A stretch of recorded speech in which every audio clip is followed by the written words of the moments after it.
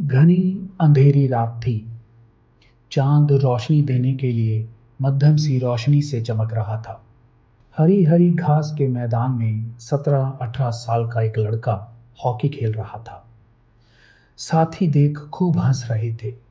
किसी ने फिकरा कसा, दोस्तों से मिल आए हो, इस तरह से सवालों से चिढ़ाया भी। पर लड़का बेफिक्र होकर हॉकी खेलता रहा। वह लड़का ध्यान सिंह था।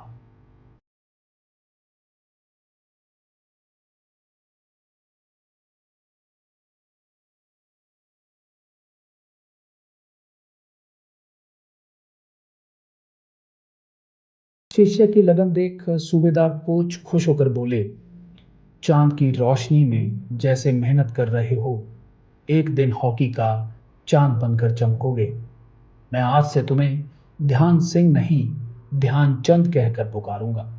यहीं से शुरू होती है उस खिलाड़ी की कहानी जिसे बाद में दुनिया ने हॉकी के जादूगर का नाम दिया। 29 अगस्त 1905 को ध्यानचंद पैदा हुए। इनके पिता का नाम समेश्वर सिंह था, जो आर्मी में थे। ध्यानचंद के छोटे भाई भी हॉकी खेलते थे।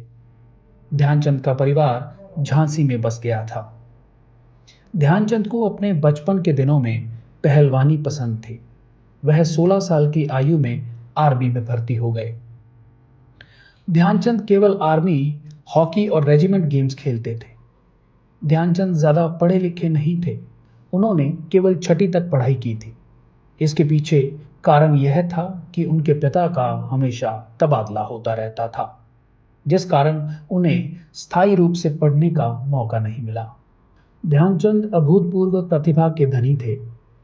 उनके खेल के दौरान भारत ने ओलंपिक में 3 गोल्ड मेडल जीते। ये गोल्ड 1928, 1932, 1936 में जीते गए।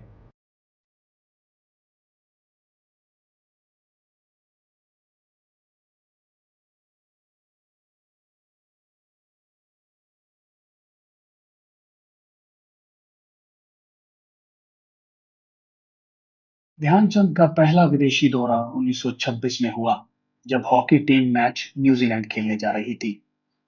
1928 में एम्स्टर्डम में खेले गए मैच के दौरान ध्यानचंद ने 14 गोल किए।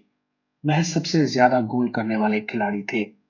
1932 में ओलंपिक फाइनल का मैच ऐसा मैच था जिसमें ध्यानचंद अपने भाई के साथ खेल रहे थे। उसमें उनके भाई रूप सिंह ने 10 गोल किए। वियना के स्पोर्ट्स क्लब में ध्यानचंद की 4 हाथों वाली मूर्ति लगी है, जिसमें 2 हाथों के अलावा 2 हॉकी भी बनी हुई हैं। भारत के सर्वश्रेष्ठ पुरस्कार पद्म भूषण से ध्यानचंद को 1956 में सम्मानित किया गया। हॉकी के जादूगर 42 साल की उम्र तक हॉकी खेलते रहे। बाद में उन्होंने 1948 में संन्यास ले लिया। ध्यानचंद के आखिरी दिन अच्छे नहीं थे। वे अंत में पैसे की परेशानी से जूझ रहे थे। 1989 में कैंसर जैसी बड़ी बीमारी से जूझते हुए उनकी मौत हो गई। वह लीवर की कैंसर जैसी बड़ी बीमारी से जूझ रहे थे, लेकिन उनके पास इलाज के लिए पर्याप्त पैसे नहीं थे। वह एम्स के जनरल वार्ड में रहकर ही अपना इलाज करवा रहे थे।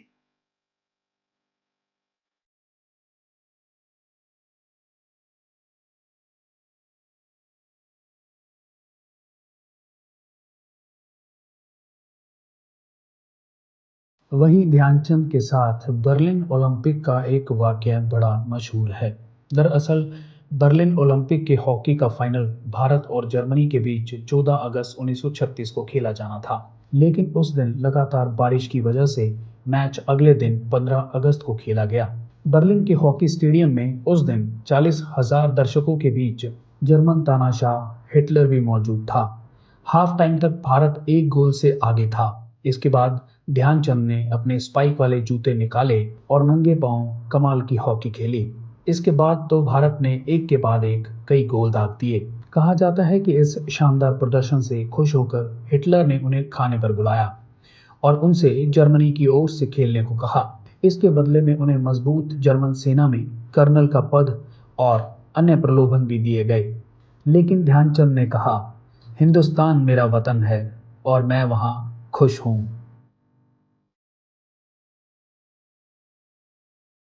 आज 29 अगस्त को ध्यानचंद के जन्मदिन के साथ ही इसे भारत में राष्ट्रीय खेल दिवस के रूप में मनाया जाता है। इसी दिन हर साल खेल में उत्कृष्ट प्रदर्शन के लिए सर्वोच्च खेल सम्मान राजीव गांधी खेल रत्न के अलावा अर्जुन और द्रोणाचार्य पुरस्कार दिए जाते हैं। इस बार कोविड-19 महामारी के कारण शनिवार को वर्चुअल समारोह में राष्ट्रीय खेल पुरस्कार दिए गए।